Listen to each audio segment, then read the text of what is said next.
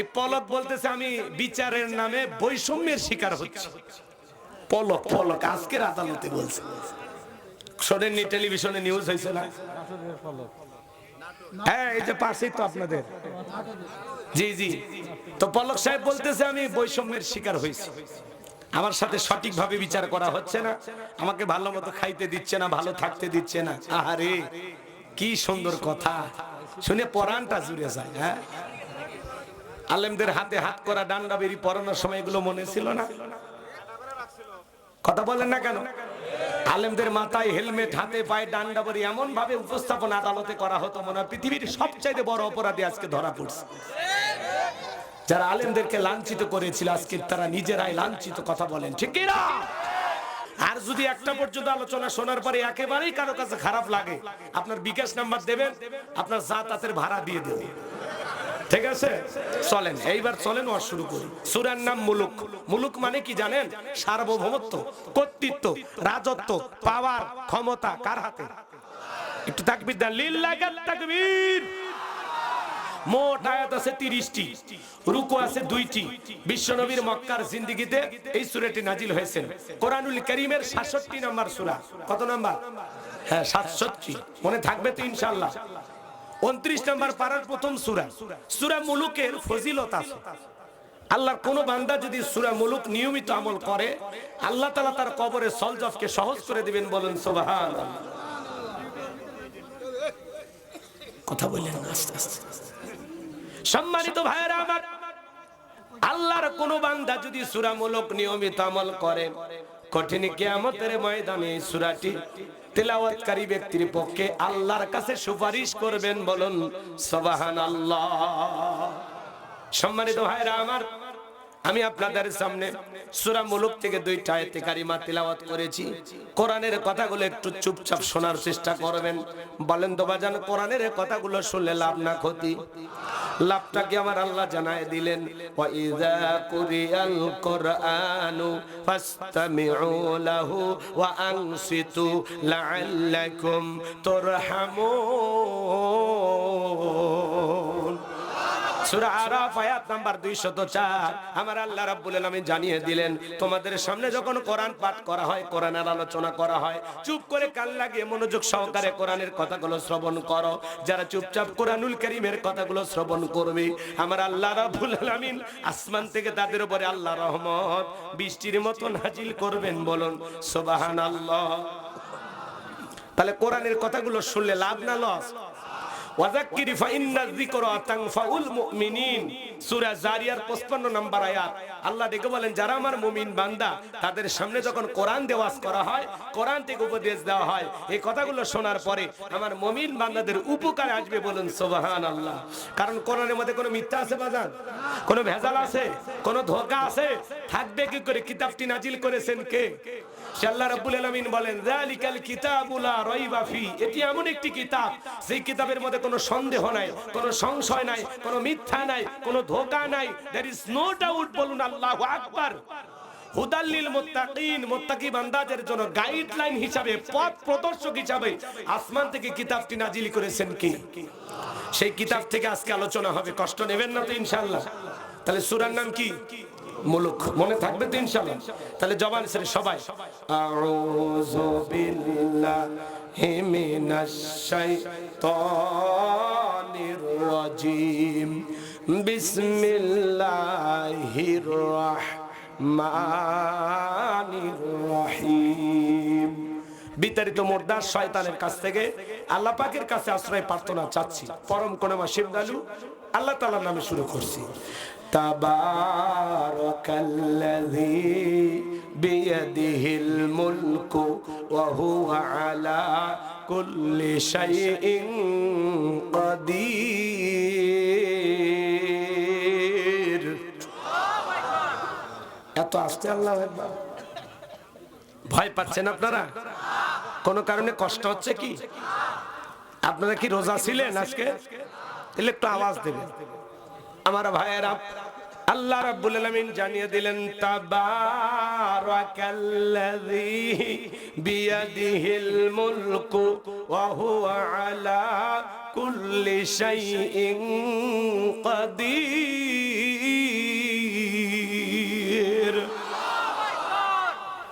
মহামান্বিত সেই সত্তা যার হাতে সর্বময় কর্তৃত্ব রাজত্ব পাওয়ার ক্ষমতা, তিনি হলেন সব বিষয়ের উপরে ক্ষমতাবান। বলেন আল্লাহু আকবার। তাহলে সকল ক্ষমতার একমাত্র মালিক কে?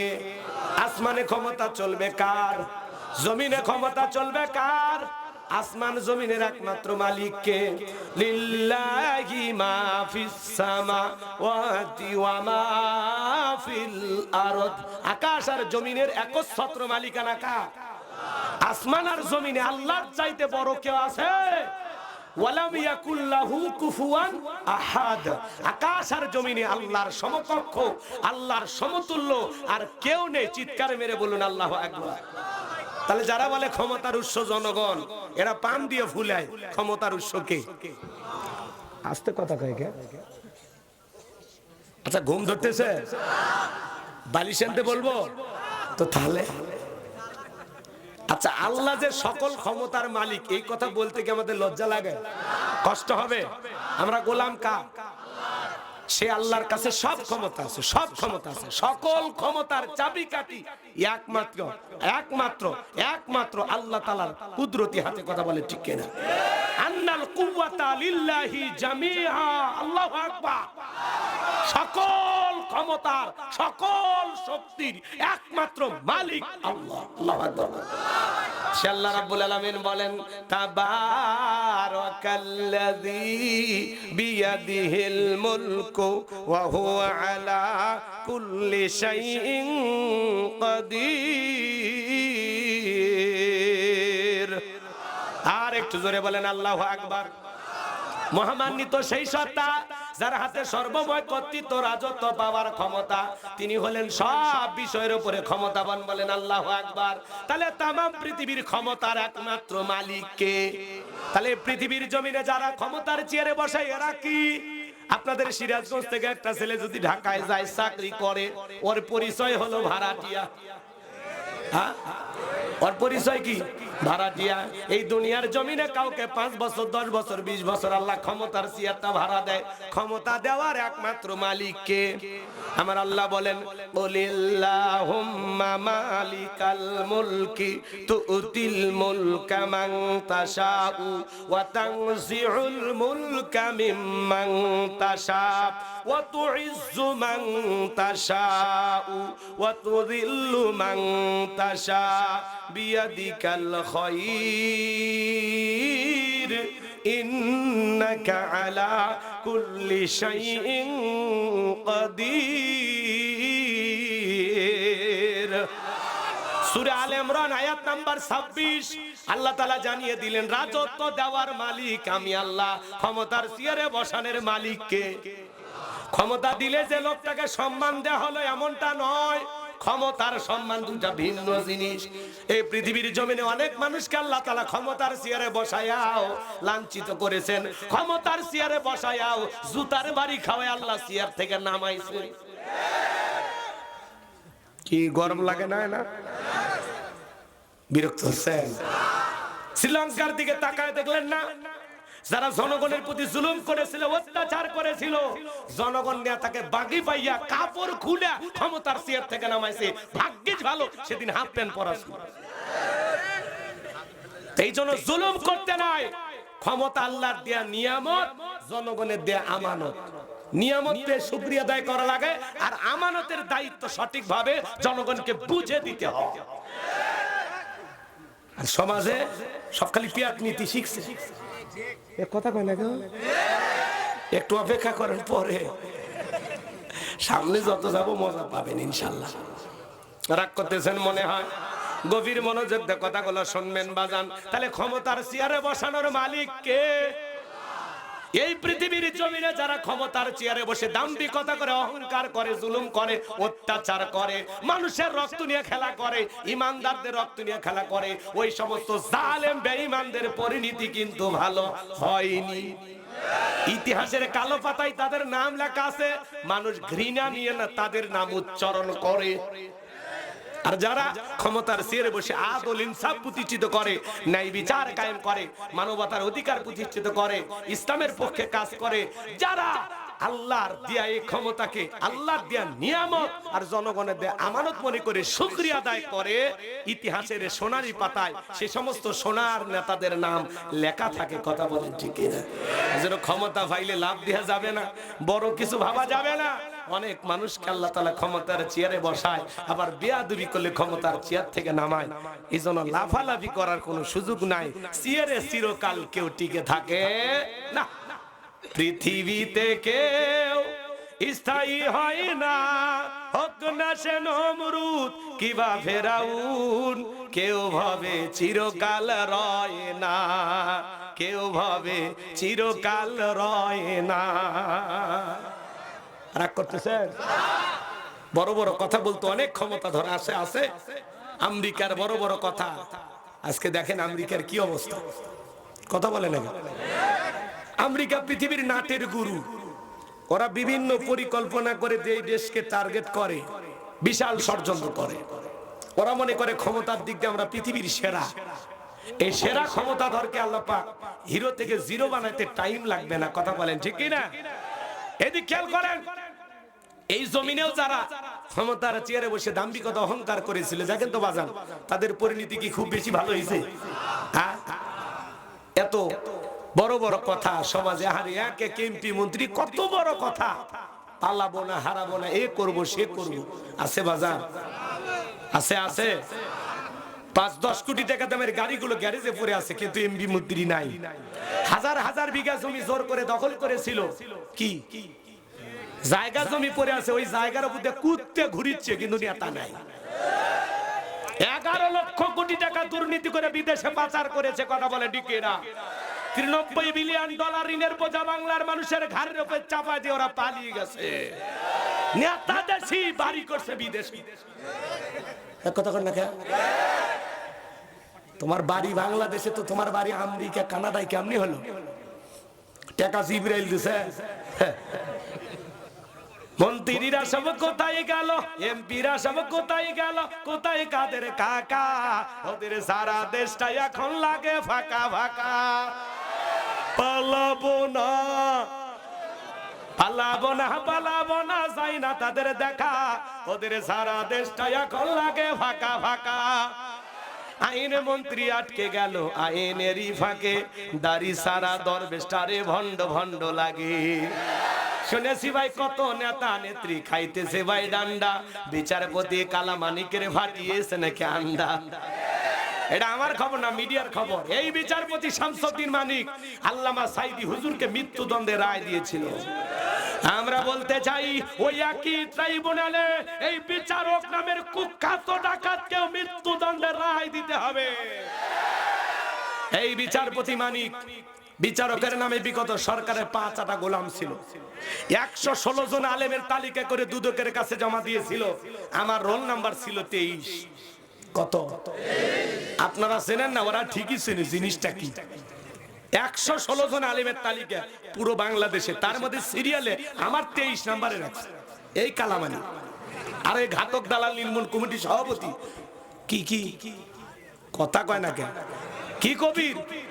শাহরিয়ার কবির, মুরগি কবির না? আজকে ওরা আছে, এদের বিচার হওয়া দরকার আছে না নাই? পলকের ঝলক গেল, পলকের ঝলক গেল, থামিয়ে নেটের চাকা। ওদের সারা দেশটা এখন লাগে ফাঁকা ফাঁকা। এই পলক বলতেছে আমি বিচারের নামে বৈষম্যের শিকার হচ্ছি। পলক পলক আজকের আদালতে বলছে, শোনেননি? টেলিভিশনে নিউজ হয়েছে না? হ্যাঁ, এই যে পাশেই তো আপনাদের।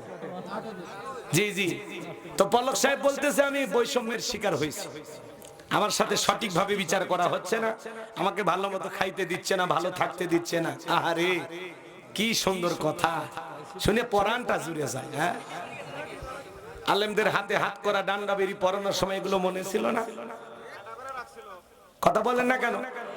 আলেমদের মাথায় হেলমেট, হাতে পায়ে ডান্ডা বেরি এমন ভাবে উপস্থাপন আদালতে করা হতো, মনে হয় পৃথিবীর সবচাইতে বড় অপরাধী আজকে ধরা পড়ছে। যারা আলেমদেরকে লাঞ্ছিত করেছিল আজকে তারা নিজেরাই লাঞ্ছিত। কথা বলেন ঠিক কি না? এজন্য বাজান বেশি পাওয়ার দেখাইতে নাই।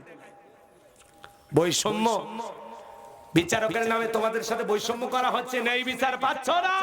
অথচ এক সময় তোমাদের কাছে ন্যায় বিচারের জন্য মানুষ কান্নাকাটি করেছিল। কথা বলেন ঠিক কিনা? হাজার হাজার নিরপরাধ মানুষকে তোমরা তোমাদের ইশারা দিয়ে ফাঁসিয়ে দিয়েছো, তাদের জীবনকে তছনছ করে দিয়েছো, ধ্বংস করে দিয়েছো তাদের সাজানো গোছানো জীবনটাকে। কথা বলেন ঠিক কিনা? রাগ করেন? কোথায় গেল সংসদেতে মমতাজের গান? কোথায় গেল হযরত বালা স্বামী ওসমান? 70 রাকাত তাহাজ্জুদ পড়তো, বিলের বলে আল্লাহর ওলি দাবি করেছিল। 41 সাল পর্যন্ত টিকে থাকার স্বপ্ন দেখেছিল, কিন্তু 5 আগস্ট 2024 সালে ভাগ্যে কি আছে আল্লাহর ওলিরা জানতো না। মাইক পেলে বলতো খেলা হবে, খেলা হবে। আজকে পুরো বাংলাদেশের মাঠ পড়ে আছে, কিন্তু এই খেলোয়াড় এর তো খেলোয়াড় নাই, এরা সব পাক্কা দুর্নীতিবাজ। পালায় কারা? খুনি, চোর, টাকা চারা। ভালো মানুষ পালায়। রাগ করতেছেন মনে হয় আপনারা? চলেন ভাই, এ খারাপ লাগতেছে নাকি গো? চলবে চলবে, লিল্লাহি তাকবীর। ভালো করে কথাগুলো বোঝার চেষ্টা করবেন। তাহলে বলেন তো বাজান, ক্ষমতা দেওয়ার মালিক কে? আরেকটু জোরে বলেন, ক্ষমতা কেড়ে নেওয়ার মালিক কে? ওয়া তুইজ্জু মান তাশা ওয়া তুযিল্লু মান তাশা। সম্মান দেওয়ার মালিক কে? লাঞ্ছিত করার মালিক কে? বিয়াদিকাল খায়র। সকল কল্যাণের চাবিকাঠি কার হাতে? ইন্নাকা আলা কুল্লি শাইইন কাদির। সব বিষয়ের উপরে ক্ষমতাবান তিনি কে? ভালো করে বোঝার চেষ্টা করবেন। এই পুরো পৃথিবীর ক্ষমতা আল্লাহ পাক 4 জন মানুষকে দিয়েছিল। জোরে বলেন কয়জন? 4 জন মানুষকে আল্লাহ পুরো পৃথিবীর ক্ষমতা দিয়েছিলেন। ভাই পুরো পৃথিবীর ক্ষমতা তো দূরের কথা, ছোটখাটো পাতি নেতার গরম এলাকায় থাকা যাইতো না। বিশ্বনবীর জামানের এরকম একটা পাতি নেতা ছিল, এর নাম ছিল মহাবীর আমর। গোত্রীয় লিডার বলা হতো, দলপতি বলা হতো। বর্তমানে যেরকম চেয়ারম্যান মেম্বার বলা হয়, সে সময় তাদেরকে বলা হতো মন্ডল মাতাব্বর দলপতি, গোত্রীয় লিডার, সর্দার। কথা কি বোঝেন? হ্যাঁ, ওই জামানার এই শব্দগুলো ব্যবহার করা হতো। তো এই গোত্রীয় লিডার বা দলপতি মহাবীর আমর বিশ্বনবী হিজরত করে মদিনায় চলে গেছে। মক্কার কাফেরদেরকে নিয়ে রাসূলের কোনো মাথা ব্যথা নাই। নবীজি আপন গতিতে কালেমার দাওয়াত দিয়েই যাচ্ছেন, মানুষ দলে দলে কালেমা পড়ে মুসলমান হতেছেন। সুবহানাল্লাহ। কিন্তু এই মক্কার মহাবীর আমর এ চিন্তা করলো, না জানি নবী মুহাম্মদ মদিনায় যায় কি করতেছে। এইজন্য এর একটা রাগ ক্ষোভের জায়গা থেকে প্রতিমার সামনে দাঁড়ায়া, দেবতার সামনে দাঁড়ায়া শপথ গ্রহণ করে বলতেছে, যতক্ষণ আব্দুল্লাহর বেটা মুহাম্মদ সাল্লাল্লাহু আলাইহি সাল্লামের দেহ থেকে কাল্লা না ফেলাইতে পারবো, ততক্ষণ পর্যন্ত আমি এক ফোঁটা পানিও পান করব না। চিৎকার মেরে বলুন নাউজুবিল্লাহ। আমার নবীকে আর বাঁকা ধানে মই দিছে? বলেন ভাই, আমার নবীকে আর বাড়ি চুরি করবে গেছে? তাহলে আমার নবীর কি কোনো অপরাধ আছে? এই পৃথিবীর সবচেয়ে সুন্দর মানুষটি নাম মুহাম্মদ রাসূলুল্লাহ সাল্লাল্লাহু আলাইহি ওয়াসাল্লাম। আমার ভাইয়েরা, নবীজি কালেমার দাওয়াতে ইসলামের প্রচার প্রসার করে, কোরআনের দাওয়াত দেয়, এটাই কাফের বেঈমানদের সহ্য হতো না। এই জন্য তারা ষড়যন্ত্র করেছিল বাজান। ওরা বলে আমরা 33 কোটি দেবতা মানি, তাই কত সমস্যা, আর এক আল্লাহকে মানলে সব সমস্যার সমাধান, এটা ওরা বিশ্বাস করত না। এই জন্য এই মক্কার মহাবীর আমার প্রতিমার সামনে দাঁড়ায়া নবীজির কাল্লা নেওয়ার ঘোষণা করে যখন মদিনার পথে রওনা করলেন, আল্লাহ তাআলা বিশ্ব নবীর কানে খবরটা পৌঁছায়া দিলেন, পয়গম্বর তোমার মাথা নেওয়ার জন্য মক্কার মহাবীর আমর রওনা করেছে। নবী আমার টেনশনে পড়ে গেলেন, কি করা যায়, কি করা যায়। সাহাবায়ে কিরামদেরকে ডেকে বলেন, ও আমার সাহাবীরা, মক্কার মহাবীর আমর আমার মাথা নেওয়ার ঘোষণা করে রওনা করেছে, তোমরাই বলো কি করা যায়। নবীর প্রিয় সাহাবী হযরত উসমান রাদিয়াল্লাহু তাআলা আনহু ডেকে বলে, নবী গো, আপনি আল্লাহ তাআলার কাছে দোয়া করেন, ওই মক্কার মহাবীর আমর আপনার কাছে পৌঁছার আগে ওর হাত পা যেন আল্লাহ পাক প্যারালাইজ করে দেয়, আপনার কাছে পৌঁছার ক্ষমতা যেন না থাকে। নবী আমার এই কথা শুনে, যেহেতু নরম সাহাবী ওসমান দোয়ার পক্ষে, বিশ্বনবী তখন হাত তুলে দোয়া করতে লাগলেন, আল্লাহ ওই মক্কার মহাবীর আমর আমার মাথা নেওয়ার ঘোষণা করে রওনা করেছে, আমার কাছে পৌঁছার আগে ওর হাত পা এতটুকু শুধু বলেছেন। আল্লাহ ডেকে বলে, জিবরাইল আর করিস না দেরি, আমার বন্ধু নবী মুহাম্মদকে জানায় দাও তাড়াতাড়ি, আমি আল্লাহ পাক শুধু 2 হাত দোয়া করার জন্য দেই নাই, মাঝে মাঝে জালেম আর বেঈমানদেরকে সাইজ করার জন্য ওই 2 হাতে লাঠিও তুলে নেওয়া লাগবে। বলেন আল্লাহু আকবার। জিবরাইল আসলেন আর দেখে বলেন, নবী দোয়া কবুল হবে না, হাত নামান। বিশ্বনবী তখন হাত মুখে না লাগায় হাতের উপরে রাখে দিলেন। আপনারা অনেকে মুনাজাত করেন, করেন না? অনেকে দোয়া করে আর এরকম দড়ি পাকায়। আগে নানা দাদারা পাকাইতো না পাটের দড়ি, আমি দেখছি, আপনারা দেখছেন কিনা জানি না। ওই যে চারটে এরকম বেকাতেরা থাকতো, বেল্লে করে কইতো। আপনাকে কি কয়? পাট্টাউল। পাট্টাউল আমাদের গাইবান্ধায় বলে বেল্লে। বেল্লে তো এটার ভিতরে এরকম জড়ো করে রেখে দিত। কথা কি বুঝতে পারতেছেন? তো কেউ এরকম দোয়া করে আর দড়ি পাকায়, এরকম করে না? হ্যাঁ, কথা বলেন না কেন? আবার কেউ এরকম করে পিসার মাসে মুনাজাত করে আর পিসার মাসে। আবার কেউ খুব বেশি ক্লান্ত হলে এরকম হাত চুপচাপ ধরে থাকে, যখন হুজুর বলে আমিন তখন বলে আমিন। আর যারা খুব যুবক চালাক ওরা দোয়াই ধরে না, যখন হুজুর একবারে শেষ করতে যায় তখন আমিন করে চুপচাপ থাকে আর কয় হুজুর মুনাজাতটাকে তো আজকে ভালোই হয়েছে। ও কিন্তু দোয়াই ধরেনি, চালাক, ডিজিটাল যুবক না, খালি ফাঁকিবাজ। কথা কয় না কেন? মুনাজাত করার একটা আদব আছে। আল্লাহুম্মা আমিন বলে আমিন কি চাইলেন আর কি বললেন? কি দোয়া এটা? কি দোয়া? মানে আপনি এতই ব্যস্ত, সুপার বিজি না? আহা মুসলমান, জি জি জি, ওদের আবার ইয়া বেশি হয়ে গেছে। থাক থাক, এগুলো নিয়ে তর্ক বিতর্কে যাবেন না। যার মনে চায় সে আল্লাহর কাছে চাইবে, যার চাওয়ার ইচ্ছা জাগে না সে চাইবে না। মুনাজাত নিয়ে কোনো দ্বন্দ্ব করবেন না, ঠিক আছে? মুনাজাত হলো এটা ব্যক্তিগত প্রার্থনা, আপনি আল্লাহর কাছে চাইবেন, আপনার মনে যা চাই চাইবেন। আমি অপরাধী না, আমি আসামি না, আমি অনেক গুনাহ করছি, আল্লাহর কাছে চাইবো। সেটা হাত তুলেও চাইতে পারি, সিজদার মাধ্যমেও চাইতে চাই। কথা ক্লিয়ার না ভেদার? হ্যাঁ, কোন হুজুর যদি দোয়া না করে দরকার নেই, ওই হুজুরের সব মাফ হয়ে গেছে, ওই জান্নাত তো ঢুকে গেছে, ওটা তর্ক করতে যাবেন কি? সম্মিলিত মুনাজাত নিয়ে আমাদের সমাজে অনেক দ্বিধা দ্বন্দ্ব আছে, আমরা তর্কে যাব না। কেউ চাইলে দোয়া করতেও পারে, নাও করতে পারে, এটা নিয়ে আমরা বিতর্ক ছড়াবো না। কি কথা ভেজাল আছে? আমি দোয়া করি কারণ আমি জানি আমি অনেক গুনাহ করেছি, অন্যায় করেছি, পাপ করেছি, তো মাফ চাইতে হবে না? তো মাফ চাওয়ার তো পদ্ধতি আছে, তো এইভাবে চাইবেন। লম্বা সময় ধরে মুনাজাত করবেন ব্যক্তিগতভাবে, কোন হুজুরক ভাড়া দিয়ে লাভ আছে? মুনাজাত আপনার মুনাজাত আপনাকে করা লাগবে। কথা কর, খালি হুজুর দোয়া করবো আসে কেন? আপনি দোয়া করতে পারেন না? হুজুর না হয় আরবি বেশি বলতে পারে, আপনি বাংলা বলতে পারেন না? আল্লাহ কি বাংলা বোঝে না? তো তাহলে আপনি যে ভাষায় পারেন, যে ভাষায় পারেন আল্লাহকে ডাক দেন, আল্লাহ সেই ভাষায় জবাব দিবে। আপনার সেই ভাষাগুলো আল্লাহ তাআলা বোঝেন। তিনি হলেন আহকামুল হাকিমিন, আলিমুল হাকিম, তিনি মহাজ্ঞানী। সুবহানাল্লাহ বলবেন না? এই জন্য আপনারা কিসে ওই যে পেছনে ছেলে পেলে না, যাই হোক বাজান, কথার মধ্যে কথা ঢুকাবেন না, তাহলে কিন্তু এলোমেলো হয়ে গেল, ঠিক আছে? আচ্ছা চলেন সামনের দিকে যাই। আমার ভাইয়েরা, আপনাদের উদ্দেশ্যে আমি বলতে চাই, বলেন তো বাজান, সব জায়গায় কি দোয়া দিয়া কাজ হয়? এই গ্রামের নাম বলবো না, এই গ্রামের নাম বলে ভেজাল আছে, আমি অন্য জায়গায় যাই। পাশে দূরে একটা গ্রামের নাম বলেন তো। বন্যা, বন্যা বাজার শুনলাম তো, মনে করেন ওই বন্যা গ্রামে প্রতিদিন চুরি হচ্ছে, গরু ছাগল চুরি হয়, টাকা পয়সা চুরি হয়, এমনকি সুন্দরী বউটাও চুরি হয়। চোরের অত্যাচারে এলাকা থাকা যাচ্ছে না, তো ওই বন্যা বাজার থেকে একজন 10 কেজি জিলেপি নিয়ে যায়।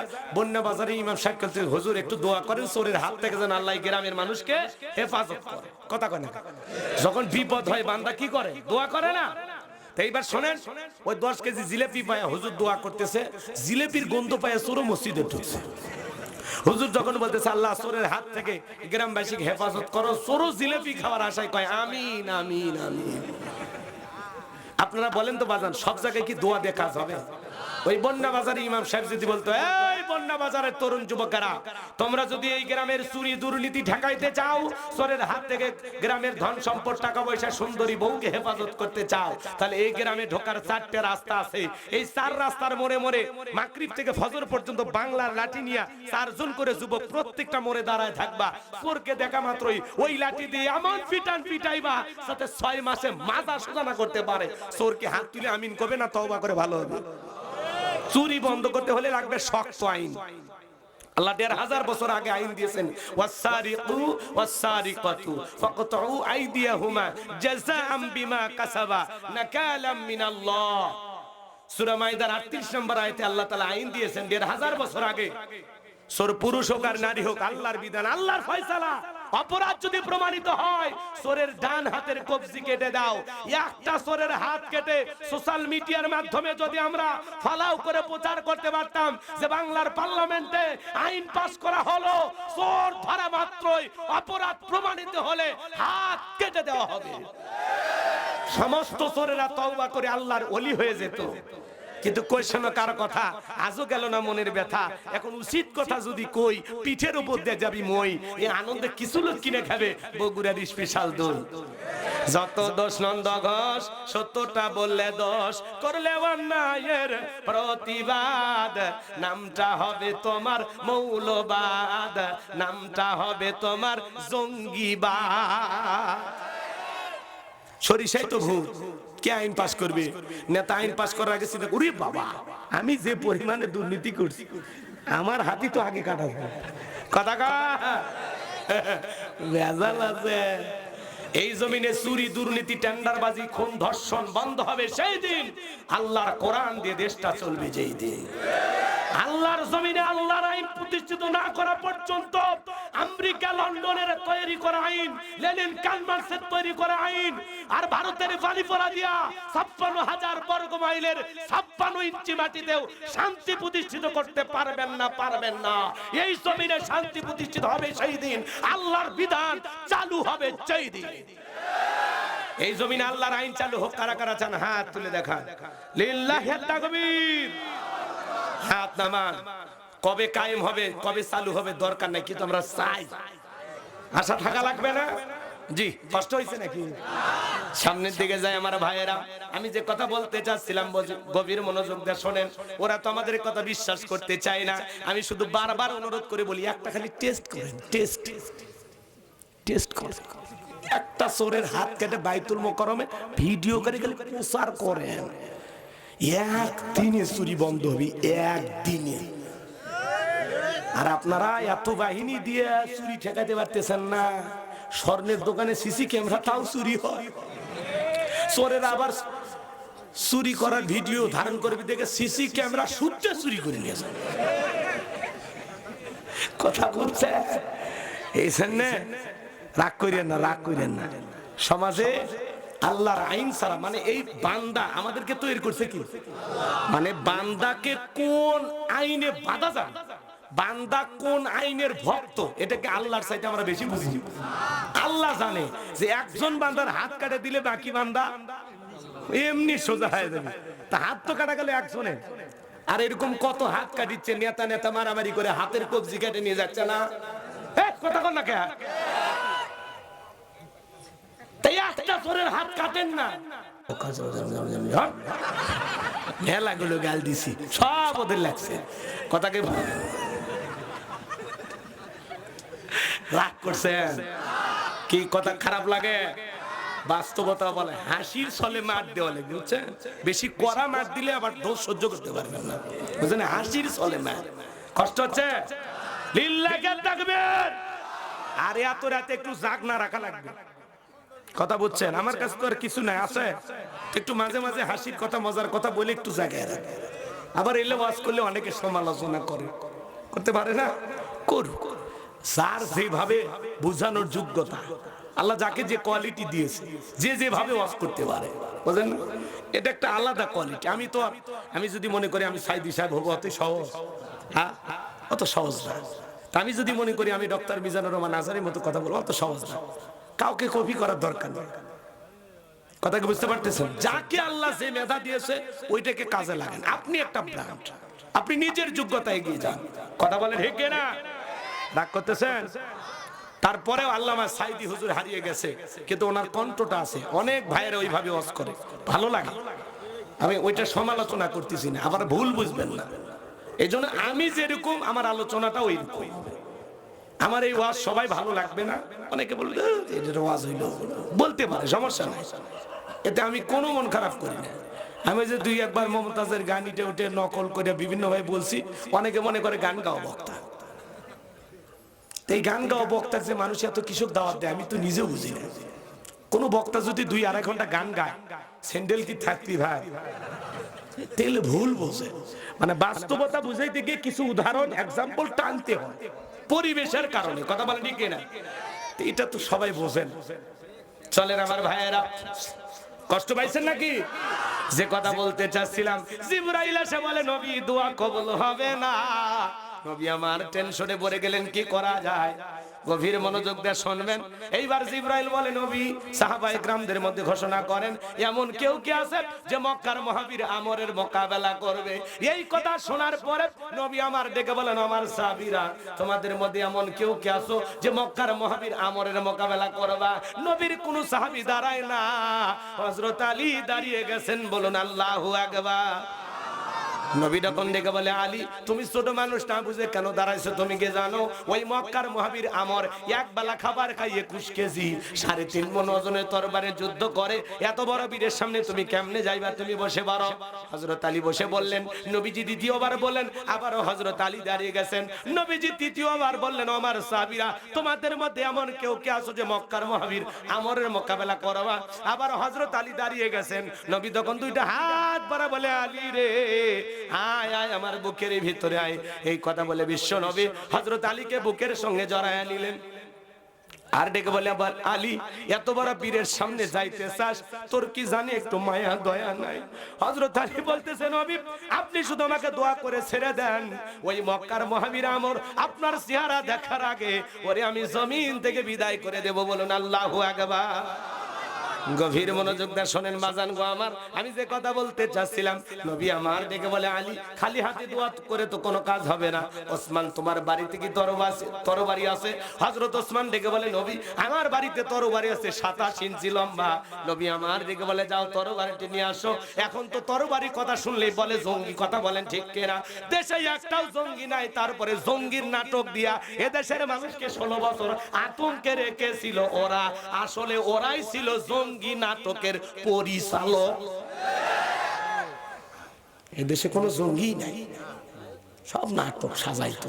আগে ভাগে বিল্ডিং এ 2-4 জন ঢুকাই রাখে, পরে বাইর করতো। কথা কয় না কেন? শোনেন, জালেমদের ক্ষমতায় টিকে থাকার কিছু বিষয় থাকে। এর মধ্যে হলো নতুন নতুন ইস্যু তৈরি করা, জনগণের ভিতরে ভীতি পয়দা করা। ছাগল কাণ্ড, জায়েদ খান কাণ্ড, পরিমণি কাণ্ড, নানান কাণ্ড দিয়ে পাবলিককে ইস্যুর পরে ইস্যু দিয়ে ব্যস্ত রাখে। যা পাবলিক তোরা এগুলো নিয়ে আলোচনা কর আর আমাদের সময় কাটতে থাকে। আর আমরা টেরি পাই না, 16 বছর হয়ে যায়। কথা কয় না? ওই ছাগল কাণ্ডের সেই মতিউর রহমান এবং তার স্ত্রী সবাইকে গ্রেফতার করা হয়েছে। আমরা চাই এদের বিচার হোক। এরা টাকা পাইলো কোথায়? কথা কয় কিসের ছাগল কাণ্ড? পেপার পত্রিকায় মিডিয়ায় সেইভাবে, মিডিয়াও তো কিনে রাখছে। কথা মন খারাপ করবেন না বাজান, সামনের দিকে যায়। কথা বললে আপনারা মজা পাবেন। আমি যে কথা বলতে চাচ্ছিলাম, হযরত ওসমান তরবারি এনে দিলেন। নবীজি হযরত আলীর হাতে তরবারি হাত ধরায়া দিলেন। হযরত আলী তরবারি পায় মারছে দৌড়। দৌড়াইতে দৌড়াইতে দৌড়াইতে আমরের মুখোমুখি হয়ে গেছে। যখন আমর ডেকে বলে, কি রে পিচ্চি আলী, তুই কেন আমার সামনে? হযরত আলী বলতেছে, পিচ্চি নাকি পরে বুঝাইতেছে। আল্লাহু আকবার বলেন।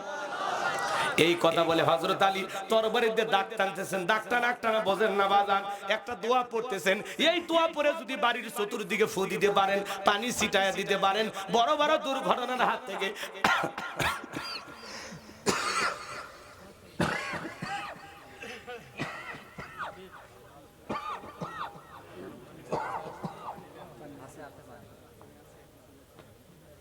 ঠান্ডা পানি খাওয়া হবে না, গরম পানি। সম্মানিত ভাইয়েরা আমার, হযরত আলী তখন যেই দোয়াটা পড়তেছেন, এই দোয়া যদি আপনারা জানবেন, কি বলবো বলেই দেব, একটু পরে বলতেছি বাজান। হযরত আলী দাগটা টানতেছেন। দাগটা টানার পরে তরবারিটা উঁচু করে বলতেছে, এই কাফেরের বেটা, তোর যদি সাহস থাকে দাগটা পার হইয়া নবীজির কাল্লা নিতে যা। এ আয় আয়, খেলা হবে না। আল্লাহু আকবার বলেন। একটা আওয়াজে অনেক কিছু কথা আছে না, ছোট মরিচে ঝাল বেশি। হযরত আলী বলতেছে, খালি দাগটা পার হয়ে দেখা, আয় নবীজির কাল্লা নিতে যাবি না, আয় আয়। বাড়িতে ঢুকছে চোর, বাড়িওয়ালা ল্যাংরা দুটো পায় না, কিছু না পারে, যদি একটা আওয়াজ দেয়, কে রে? চোর থাকবি না ভাগে দৌড় মারবি। একটা আওয়াজেই অনেক কিছু ঘটে, কথা বলেন ঠিক কি না? মুসলমান যদি খালি আওয়াজ দেয় লিল্লাহি তাকবীর আল্লাহু আকবার, বাতিলেরা লঙ্গি পরার টাইম পাবে না, কথা ঠিক কি না? আওয়াজে অনেক কিছু। আপনি একাই দাঁড়িয়ে যান হকের পক্ষে, আপনার পিছনে হাজার জন আল্লাহ তৈরি করে দেবে। কি কথা ক্লিয়ার না ভেজা? সামনের দিকে যায় আমার ভাইয়েরা, হযরত আলী ডেকে বলতেছে আমর রে, তোর সাহস থাকলে দাগটা পার হয়ে দেখা, আয় আয়। আল্লাহু আকবার বলেন। হযরত আমর আর আলী বাজা বাজা ভাব, পুরো ঘটনাটা কি শুনবেন? কারা কারা একটু হাত তুলে দেখান, লিল্লাহি তাকবীর। হাত নামান আমার ভাইয়েরা। আমি যে কথা বলতে চাচ্ছিলাম, আল্লাহ রাব্বুল আলামিন বলেন তাবারাকাল্লাযী বিয়াদিহিল মুলকু ওয়া হুয়া আলা কুল্লি শাইইন কাদির। মহামান্বিত সেই সত্তা যার হাতে সর্বময় কর্তৃত্ব রাজত্ব, তিনি হলেন সব বিষয়ের উপরে শক্তিবান, তিনি হলেন সব বিষয়ের উপরে ক্ষমতাবান। বলেন আল্লাহু আকবার। তাহলে পুরো পৃথিবীর ক্ষমতা আল্লাহ চারজনকে দিয়েছিলেন, এর মধ্যে দুইজন ইমানদার আর দুইজন হলো কাফের। দুইজন ইমানদারের মধ্যে একজনের নাম হলো নবী সুলাইমান। নবী সুলাইমান আলাইহিস সালামকে আল্লাহ পাক এমন এক রাজত্ব দান করেছিলেন মাজান, এই পৃথিবীর ভূখণ্ডে আল্লাহ পাক নবী সুলাইমানের রাজত্ব, সুলাইমানের মতো রাজত্ব পৃথিবীর আর কাউকে দান করেননি। বলুন সুবহানাল্লাহ।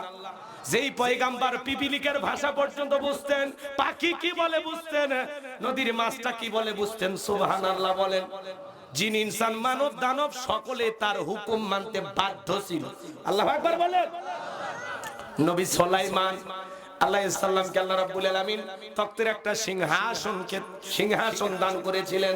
পয়গম্বর যেখানে ইচ্ছা বাতাসকে অর্ডার করা মাত্রই সিংহাসনটা বাতাস উড়িয়ে নিয়ে যায় সেই গন্তব্যে পৌঁছায় দিতেন। বলেন সুবহানাল্লাহ। এখনো জাহাজে গাড়ি হাওয়াই চলে, ওগো কলেরই বিধান, একদিন বিনা কলে হাওয়ায় চলতো নবী সুলাইমান, মোরা সেই মুসলমান। আল্লাহু আকবার। নবী সুলাইমান আলাইহিস সালামের রাজত্বের কাহিনী যদি বলতে চাই 2-3 ঘন্টা আলোচনা করে শেষ হবে না। আমি ওই দিকে যেমন আমার একটা টার্গেট আছে, সেই জায়গায় আমাকে যেতে হবে। তাহলে 1 নাম্বার, নবী সুলাইমান আলাইহিস সালামকে আল্লাহ পাক পুরো পৃথিবীর রাজত্ব বাদশাহী দান করেছিলেন। 2 নাম্বার, বাদশা জুলকারনাইনকে আল্লাহ পাক পৃথিবীর ভূখণ্ডে বাদশাহী দান করেছিলেন। এই পৃথিবীতে 1 নয় 2 নয়, বাদশা জুলকারনাইনকে আল্লাহ পাক 1600 বছর হায়াত দিয়েছিলেন। বলুন সুবহানাল্লাহ। সূর্য উদয় হইতে সূর্য অস্তগামী পর্যন্ত, পূর্ব থেকে পশ্চিম পর্যন্ত পুরোটা পৃথিবীর রাজত্ব পাওয়ার ক্ষমতা আল্লাহ পাক বাদশা জুলকারনাইনকে দিয়েছিলেন। এই বাদশা জুলকারনাইন ইয়াজুজ মাজুজের যে ঘটনা আপনারা শুনেছেন, বিশাল একটা প্রাচীর নির্মাণ করে দিয়েছিলেন যেই বাদশা, সেই বাদশার নাম হলো বাদশা জুলকারনাইন। সুবহানাল্লাহ। তাহলে 2 জন ইমানদার, নবী সুলাইমান, বাদশা জুলকারনাইন, আর 2 জন কাফিরকে আল্লাহ পাক পুরো পৃথিবীর রাজত্ব বাদশাহী দান করেছিলেন। এর মধ্যে একজন জালেম বাদশা, বাদশা বখতেনাসর। এই বাদশা বখতেনাসরকে আল্লাহ পাক সেই জামানায় পাঠিয়েছিলেন যেই জামানায় আল্লাহ তাআলা তার পয়গম্বর নবী দানিয়েল আলাইহিস সালামকে পাঠিয়েছিলেন।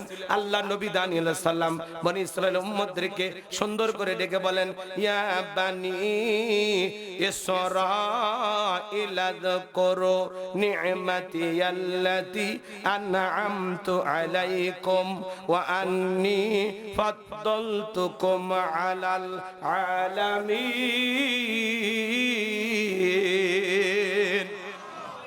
আল্লাহ নবী দানিয়েল আলাইহিস সালাম দেখে বলে, ও আমার কওমের মানুষেরা, ও আমার জাতির মানুষেরা, তোমাদের বাপ দাদারা কৃতদাস ছিল, চাকর ছিল, মানুষের বাড়িতে গোলামির কাজ করত।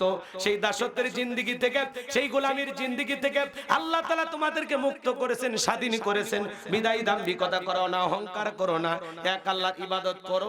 এখনো সময় আছে। গাছের পূজা করো না, মাছের পূজা করো না, চন্দ্রের পূজা করো না, সূর্যের পূজা করো না, এক আল্লাহর ইবাদত করো। পয়গম্বর উম্মতের ডেকে বলে পয়গাম্বার পুরান দিনের গল্প শোনায় লাভ নাই, বাপ দাদা কি করেছিল জানতে চাই না, আমরা ভালো আছি আরামায়েশে আছি বিদায় এক আল্লাহর ইবাদত করার সুযোগ নাই। লম্বা একটা ইতিহাস বাজান সংক্ষিপ্ত করে আপনাদের একটু বোঝানোর জন্য বলে যেতে চাই। আল্লাহ নবী আলাইহিস সালাম দিনে দাওয়াত দেয়, রাতে দাওয়াত দেয়, সকালে দাওয়াত দেয়, সন্ধ্যা দাওয়াত দেয়, কোনো মতেই যখন তারা দাওয়াত গ্রহণ করলো না, নবীর দাওয়াত যখন ঘৃণা ভরে তারা প্রত্যাখ্যান করলো, আল্লাহ নবী আলাইহিস সালাম পরিশেষে তাদেরকে বলল, শোনো, কোন জাতির মানুষ যদি দাম্ভিকতা করে, অহংকার করে, খোদাত্রী হয়ে যায়, ওই কওমের মানুষের উপরে আল্লাহ তাআলা দুই ধরনের আযাব আর গজব পাঠায়। এক নাম্বার হলো আসমান জমিনের আযাব আর গজব দিয়ে আল্লাহ তাদেরকে ধ্বংস করে দেয়, আর না হয় তাদের ভাগ্যে জালেম শাসক পাঠায় দেয়। দেশের জনগণ হবে যেমন, নেতাও হবে তেমন। আপনি এক নাম্বার নেতাও এক নাম্বার, আপনি দুই নাম্বার নেতাও দুই নাম্বার। কথা বলেন, এদিকে দিকে তাকান, এদিকে তাকান, আমার দিকে তাকান। আল্লাহ নবী আলাইহিস সালামের কথা তারা ঘৃণা বলে প্রত্যাখ্যান করলো। এত বড় একটা কথা পয়গম্বর বললেন, তাও তারা একটু ভয় পাইল না, পরিবর্তন হইল না, ঈমান আনলো না, সঠিক পথে চললো না। তখন আল্লাহ পাক ওই কওমের উপরে, বনী ইসরাইল উম্মতের উপরে বাদশা বক্তেনাসরকে পাঠায়া দিল। আসলে বনী ইসরাইল উম্মতেরা ছিল একটু ঠেটা ঠেটা ঠেটা, মানে বোঝেন ঘাড় বেকা, বেশি বোঝে, কথা কয় না কেন? পয়গম্বর যদি বলতো আল্লাহর পক্ষ থেকে আযাব আসবে, কয় আগে আযাব নিয়ে আসেন, এত সালা। আচ্ছা, সূরা বাকারা বেজে গাভীর নামে যে সূরা পড়েননি আপনারা? গাভীর যে ঐতিহাসিক ঘটনাটা, ওইটা পড়লে বুঝতে পারবেন ওরা কত ঠেটা। ওই তাফসীর তো এদিকে যাওয়া যাচ্ছে না, এদিকে শোনেন, গভীর মনোযোগ দিয়ে শোনেন। আল্লাহ পাক তখন ওই বনী ইসরাইল উম্মতের উপরে বাদশা বক্তেনাসরকে পাঠায়া দিল। বাদশা বক্তেনাসর ক্ষমতার চেয়ারে বসার পরে হাজার হাজার মানুষকে গ্রেফতার করতে লাগলেন। শুধু তাই নয়, আল্লাহর নবী আলাইহিস সালাম সহ তার ৭০,০০০ উম্মতকে জেলখানায় বন্দী করলেন। আল্লাহর নবী আলাইহিস সালাম কোন জায়গায়? জেলখানায়। একটু জোরে বলেন না ভাই, নবী মানুষ কোন জায়গায়? নবী যদি জেলখানায় যায়, আজকে যারা নায়েবে রাসূলের ভূমিকা পালন করবে, আলেম ওলামা যারা হক কথা বলবে, ওদেরকেও টার্গেট করে জেলখানায় ঢোকানো হবে। মনে রাখবেন, যারা জেলখানায় যায় এটা হলো নবীদের সুন্নাত। ওলামা ইকরাম যারা জেলখানায় যায় হকের দাওয়াত দিতে গিয়ে, কোরআন সুন্নাহর সঠিক বক্তব্য দিতে গিয়ে, কোরআনের প্রচার করতে গিয়ে যারা জেলখানায় যায়, তারা নবীদের সুন্নাত আমল করতেছে। আলেমেরা জেলখানায় গেলে সম্মান মর্যাদা কমে না বাড়ে? আল্লামা মামুনুল হক জেলখানা থেকে বের হওয়ার পরে শ্রোতা মাহফিলে কমেছে না বেড়েছে? ডাক্তার মিজানুর রহমান আজারি ভাই ষড়যন্ত্র করে দেশ থেকে ওরা বিতাড়িত করেছিল, তার প্রোগ্রামে শ্রোতা কমেছে না বেড়েছে? লক্ষ লক্ষ মানুষ যায় তার কোরআনের কথা শোনার জন্য। তার মাহফিলে এত লোক হয়, এটা দেখেই জ্বালা পোড়া হয় অনেকের। কি বলে না বলে ঠিক নাই। আলেমদের মাহফিলে এই যে গণজোয়া, ওলামা ইকরামদের বক্তব্য শোনার জন্য মানুষ যেভাবে ছোটে, এর আগে কোরআনের পাখি আল্লামা সাইদি হুজুর তার মাহফিলে যখন 15 লাখ 20 লাখ মানুষ হইতো, এটা দেখে বাতিলদের ক্ষমতার চেয়ার কেঁপে উঠেছিল। ওরা বুঝেছিল যে এক মাহফিলে যদি হুঙ্কার মারে আল্লামা সাইদি বলে যে আজকেই কোরআনের রাজ কায়েম হবে, তখন তো আমরা আর টিকে থাকতে পারবো না। তাহলে কি করো? ময়না পাখির মিষ্টি কথা পাবলিক যেন শুনতে না পারে, খাঁচায় বন্দি করো। এজন্য 13 বছর কারাগারের অন্ধকার দেয়ালে তাকে বন্দী করে রাখা হয়েছিল। ডাক্তার মিজানুর রহমান আজারি ভাই যখন ব্যাপকভাবে শ্রোতা বাড়া শুরু হয়ে গেল, ওরা ষড়যন্ত্র করে দেশ থেকে বিতাড়িত করলো।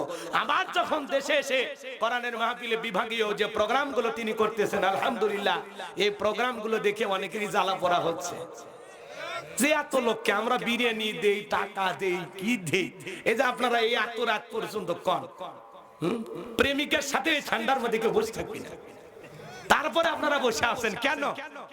এই যে গোলাম রব্বানী হুজুর আসছে, কথা কয় না কেন? আমি কি অহংকার করলাম? না, এই ভালোবাসা কোরআনের ভালোবাসা। কথা বলে ঠিক কিনা?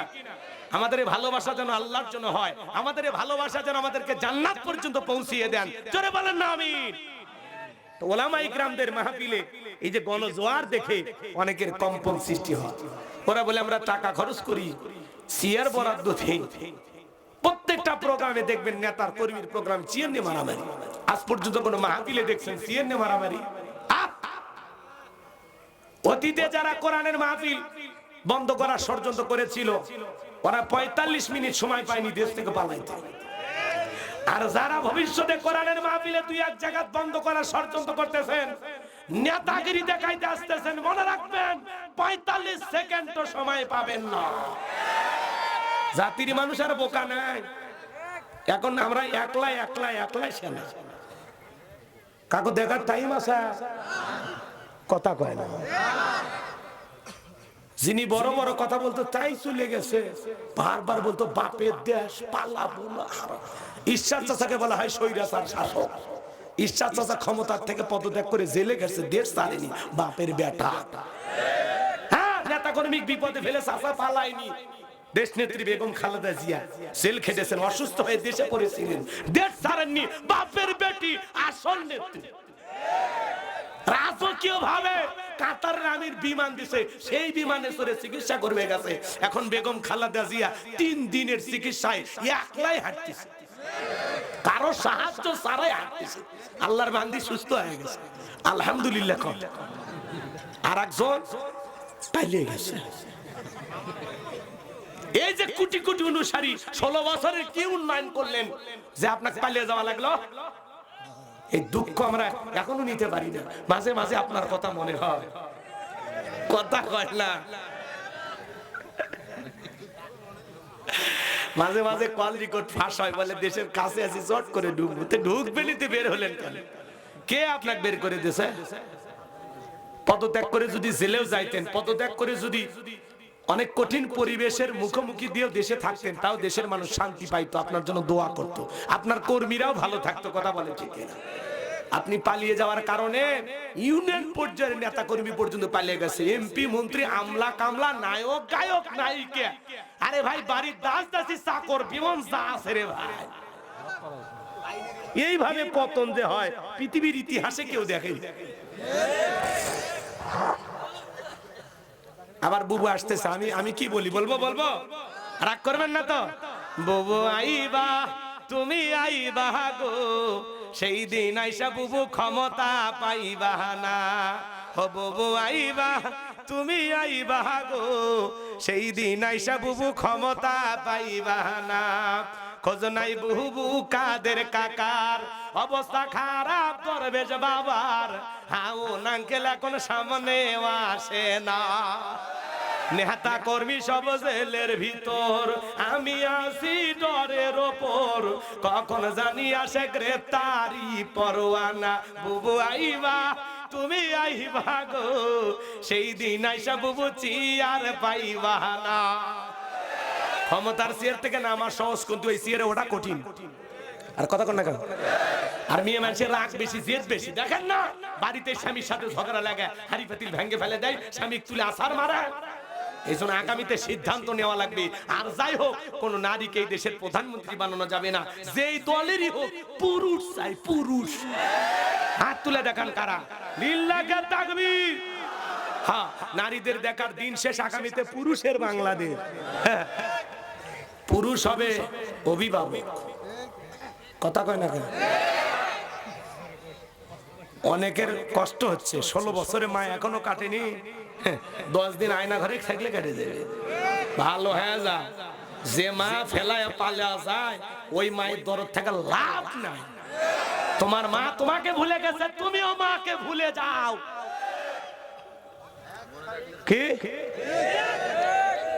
কি কিছু বললেন নাকি ভাই? আচ্ছা, এগুলো কি বাস্তবতা না? খালি ওয়াজ, খালি কানর টান দিয়ে বন্ধ করে ওয়াজ করলে হবে? নারা দেওয়া লাগবে, নারা। উত্তাল পাতাল ওয়াজ করা লাগবে। কথা কয়, যতক্ষণ পর্যন্ত দেশে নতুন প্রধানমন্ত্রী না হচ্ছে, নারা দিতেই থাকবে। দেশ যখন শান্ত হবে, আমরা এমনি ঠান্ডা হবে, তখন আবার কান ধরে ওয়াজ শুরু করবে। এখন যাতে ভুলে না যান, অ্যাডভাইস করা লাগবে। কি পানি খাবো? অনুমতি দিলেন? একটু জিকির করেন, লা ইলাহা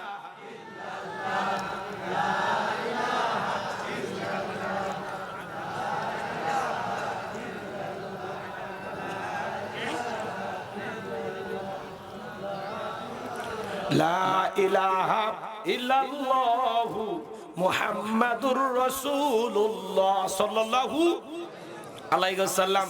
আমার ভাইয়ের আমি যে কথা বলতে চাচ্ছিলাম, আল্লাহর নবী কোন জায়গায় জেলখানায় মনে আছে না নাই?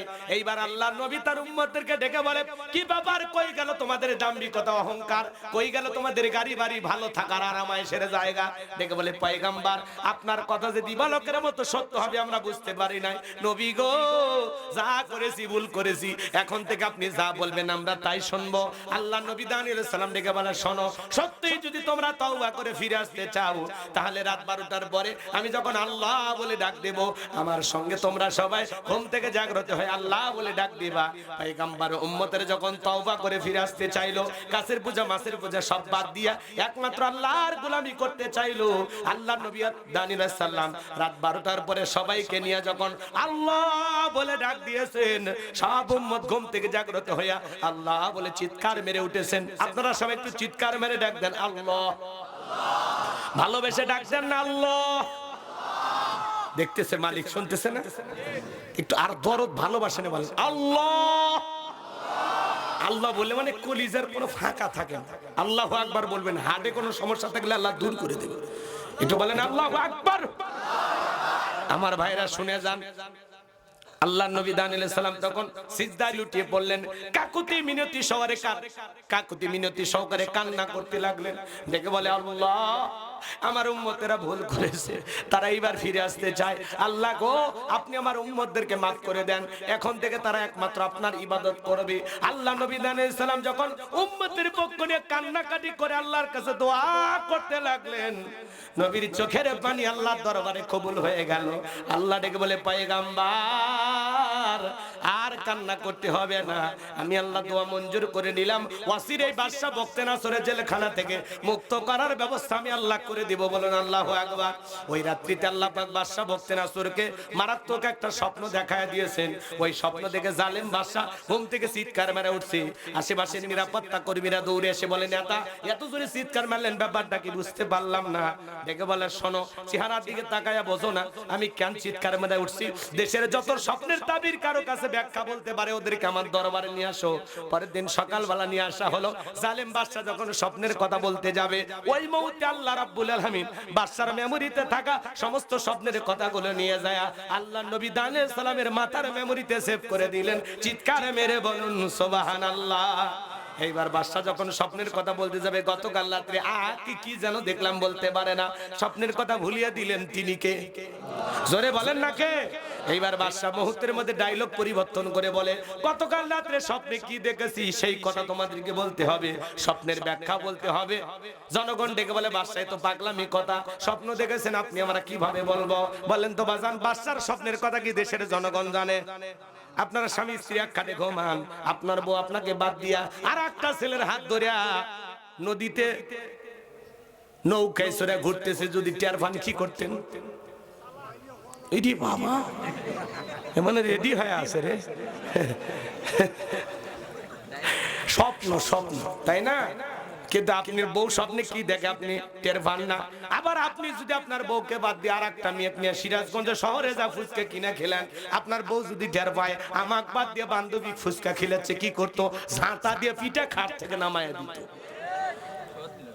আপনার বউ স্বপ্নে কি দেখে আপনি জানেন না, আপনি আবার স্বপ্নে কি দেখেন আপনার বউ জানে না। কথা বলেন। মাঝে মাঝে স্বপ্নে দেখি সাপ তারা করছে, ঘুমোর থেকে উঠে দেখি না সাপ নাই। মাঝে মাঝে স্বপ্নে দেখি বাড়ি ঘরে আগুন লেগে পুড়ে গেছে, ঘুমোর থেকে উঠে দেখি না সব ঠিকই আছে। মাঝে মাঝে স্বপ্নে দেখি মারা গেছি, বউ বাচ্চা কান্নাকাটি শুরু করছে, ঘুমোর থেকে উঠে দেখি না বেঁচে আছে। কথা বলেন ঠিক কিনা? স্বপ্ন তো স্বপ্নই, যুবকেরাও স্বপ্ন দেখে। অবিবাহিত যুবক যারা ঘরে নায়িকাদের ছবি দিয়ে ভরায় রাখে, তারা নায়িকাদের ছবি দেয়ালে দেয়ালে টাঙ্গায় রাখে, ঘুমানোর আগে ওই নায়িকাদের ছবি দেখা নফল মনে করে। নায়িকাদের ছবির দিকে তাকায় বলে, এরকম যদি বউ পাইতাম, ঘুমের ঘরে তো নায়িকার বুকের ওপর। কতক্ষণ লাগে?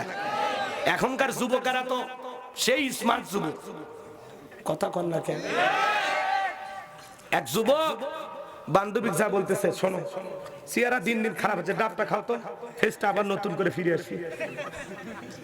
বান্ধবীর হাতে ডাব তুলে দিছে, বান্ধবী পাইপ লাগায় ডাব খাইতেছে। তখন বলতেছে, তুমি যদি কিছু মনে না করো, কি আমি একটু খাবো? কেমনে? কয় আমি খাইতে চাই তোমার মুখে পাইপ লাগায়। কি জামানা আসছে! নিজের মারে কোনোদিন ডাব কিনে খাওয়ায় না, বাপরে খাওয়ায় না, বান্ধবীর চেহারা মলিন হচ্ছে, ডাব খাওয়াচ্ছে। তো ডাব কবরে খিলে বিজা। বিয়ের আগে এই ধরনের অবৈধ প্রেম ভালোবাসা করা জায়েজ না? জায়েজ না হারাম? কলেজ বিশ্ববিদ্যালয় ক্যাম্পাসে যা দেখেন একজন এমন ভাবে জোড়ায় জোড়ায় চাপিয়ে ধরে থাকে, মনে হয় জীবন চলে যাবি তাও ছাড়িয়ে দিবি না। যা দেখেন তো একটা বিয়ে করছে, একটাও বিয়ে করেনি। হাসেন না, খালি ওয়াজ হাসার জন্য করি না, বোঝার জন্য করতেছি। ভালো হয়ে যায়। যুব সমাজকে নষ্ট করছে এই মোবাইল, চরিত্র নষ্ট করছে কি জোরে বলেন না কি? মোবাইল। মোবাইলের ওজন কম, কিন্তু মোবাইলের মাধ্যমে পাপের ওজনটা অনেক বেশি। কত বলে সারা রাত ঘরে দরজা লাগায় মোবাইলে অশ্লীল ভিডিও দেখে, উল্টাপাল্টা গান শোনে। পিতা মাতা যখন দরজা নক করে, এ রুবেলে কি করিস? বাংলাদেশের স্বাধীনতা যুদ্ধ হয়েছে 1971 সালে, যুদ্ধে পড়ার ভান করে। আবার যখন চলে আসে আবার মোবাইলে অনলাইন ফ্রি ফায়ার, পাবজি খেলে, হুয়া খেলে, বিপিএল এ বাজি ধরে। কথা কর। এই জন্য অভিভাবক যারা আছেন, বিয়ের আগে ছেলে মেয়ের হাতে টাচ মোবাইল দিবেন না, দিলে হতে বাটন ফোন, বাটন। কথা কয় না কেন? এই মোবাইল যুব সমাজের চরিত্র ধ্বংস করে দিছে, তরুণ তরুণী নারীদেরকে জাহান্নামে নিয়ে গেছে। কথা বলেন না? কথা বলেন। দেশে মোবাইল আইছে, চিঠি বন্ধ হইয়াছে, দিওয়ানা বানাইছে, পোলা মাইয়ার মনের কথা ভাসে বাতাসে। বলবো পরে আবার কবে গান গাওয়া হুজুর কি? চাচা শোনো, চাচা খালি কইলে আমি চাচা বলা যায়? বলবো? মাশাআল্লাহ মাশাআল্লাহ, মাদ্রাসার প্রিন্সিপাল। আল্লাহু আকবার। এগুলো হলো বাস্তবতাকে নিয়ে গান। কথা কি বোঝেন নাই? রাগ করতেছেন? দেশে মোবাইল আইছে, চিঠি বন্ধ হইয়াছে, দিওয়ানা বানাইছে, পোলা মাইয়ার মনের কথা ভাসে বাতাসে। ও দেখো পোলা পানের মন বাদা ফেসবুকে এখন, ও দেখো পোলা পানের মন বাদা ফেসবুকে এখন, মোবাইলে চ্যাটিং কইরা কাটায় সারাক্ষণ। এই মোবাইল পাইয়া দেখো মদনের মাইয়া, এই মোবাইল পাইয়া দেখো মদনের মাইয়া কি কাণ্ড ঘটাইছে, স্বামী সংসার রাইখা নাকি পালাইয়া গেছে, সে যে স্বামী সংসার রাইখা নাকি পলাইয়া গেছে। 2 বাচ্চার মা, 4 বাচ্চার মা পরকীয়া প্রেম করে স্বামী সংসার রেখে পালিয়ে যায়। বাংলাদেশে এখনো শুরু হয়নি, এটা আফ্রিকার ওয়াজ হচ্ছে, আফ্রিকার। 2 বাচ্চার মা, 4 বাচ্চার মা পরকীয়া প্রেম করে স্বামী সংসার রাইখা আর একটা ছেলের হাত ধরে যে নারী পালিয়ে যায়, পরকীয়া প্রেম করে পরপুরুষের হাত ধরে চলে যায়, ওটা নারী না, ওটা পাছানি, ডাইনি, কালনাগিনী, ছলনাময়ী, বিশ্বাসঘাতক নারী। এই কেমনে পারলি? এই মহিলা কেমনে পারলি বল? কেমনে পারলি তোর 2টা বাচ্চা রেখে, 4টা বাচ্চা রেখে, স্বামীকে রেখে কেমনে পারলি আর একটা ছেলের হাত ধরতে? বেহায়া, অসভ্য, নোংরা।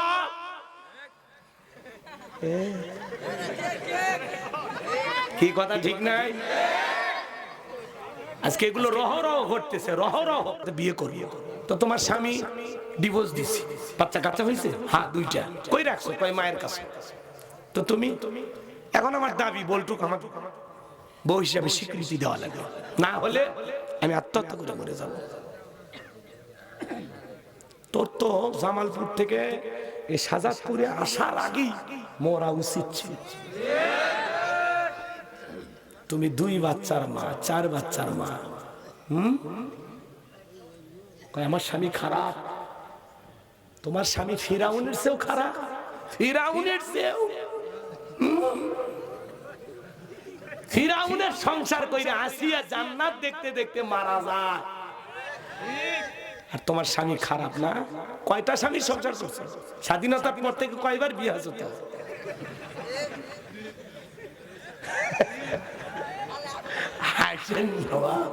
এলে দুঃখের কথা। এলে যখন মানে নিউজ গুলো প্রচার হয় যে খারাপ লাগে। যে কালকে একটা ভিডিও দেখলাম সোশ্যাল মিডিয়া, বাচ্চা কোলো এই পাশে একটা হ্যাঁ সেই পিটিচ্ছে, বইয়ের বোরকা পরে আছে ছেলেটা, দেখলেন না ভাই? ভিডিওটা ভাইরাল হয়েছে না? হ্যাঁ হ্যাঁ, ওটা এখন কোন জায়গায়, কোন জায়গায় কিনা আল্লাহ জানে, কোন হোটেলে হতে পারে বা কোথাও হতে পারে, ছোট বাচ্চা কোলে নিয়ে বউ সেই রকম ভাবে মুকুট খালি ঘুষি মারতেছে, সেইভাবে ঘুষি মারতেছে, বউটা কিচ্ছু করছে না, ছেলে খালি মারতেছে আর মারতেছে। যারা বউকে এইভাবে প্রকাশ্যে আঘাত করে অথবা ঘরের ভিতরে এইভাবে পিটায়, এরা ছোট লোক। যারা বউকে মেরে বীর পুরুষ সাজতে চায়, আসলে এরা বীর পুরুষ না, এরা হলো কাপুরুষ। এই বউ মারার জিনিস না, বউ হলো ভালোবাসার জিনিস। ছোট লোকের বাচ্চা, তুমি বউরা পিটাও, আহাম্মক কোথাকার,